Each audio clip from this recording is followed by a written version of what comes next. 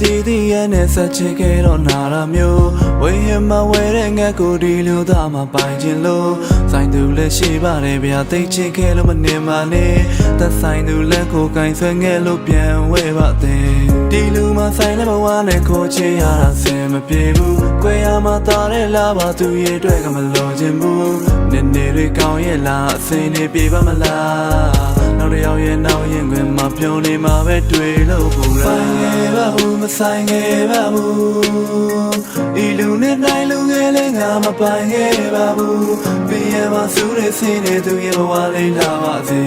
ချူသူတွေအလောင်းများလဲကိုယ်သမယခဲ့တာဆိုင်တော့ပါဘူးမဆိုင်တော့ပါဘူးဒီလူနဲ့နိုင်လူငယ်လေးငါမပိုင်ခဲ့ပါဘူးပြရမှာစူးတဲ့စင်းတွေသူရဲ့ဘဝလေးလာပါစေချူသူတွေအလောင်းများလဲကိုယ်သမယခဲ့တာလေလိုရတန်နေနိုင်မို့ဒီလူကိုနေကန်ချခဲ့ပြီပေါ့ဘဝမှာမင်းကြောင့်နဲ့ပြောပြီးမင်းကြောင့်နဲ့ပဲတည်ဆုံးခဲ့တာကိုတီတီရဲ့မင်းထားခဲ့တာငါစိတ်တို့ကမနာနိုင်လို့ငါတို့နှစ်ယောက်လက်ခွဲခြင်းမှနဲ့မှန်ပါတယ်ငါမခဲ့တာကိုကျွန်တော်မြေတာသူမမြင်တော့ပါလို့သွားမှုတဲ့နေရာတွေလွတ်လာလို့ငါတတိယလွယ်တဲ့ချိန်မှာတခြားတယောက်ပါဖို့နေရနန်းရမှုငါမဟုတ်တဲ့တခြားသူပေါ်ဆိုငါထက်ပို့ပြီးတော့ကောင်းမှာပါဒီတခြားကိုတော့ရောက်ဆောင်လို့ကျွန်တော်သာရေးဆိုခဲ့ပြီဗျာပြောရမှနေပါတော့ဒီလူကုန်ဒီချမ်းကစော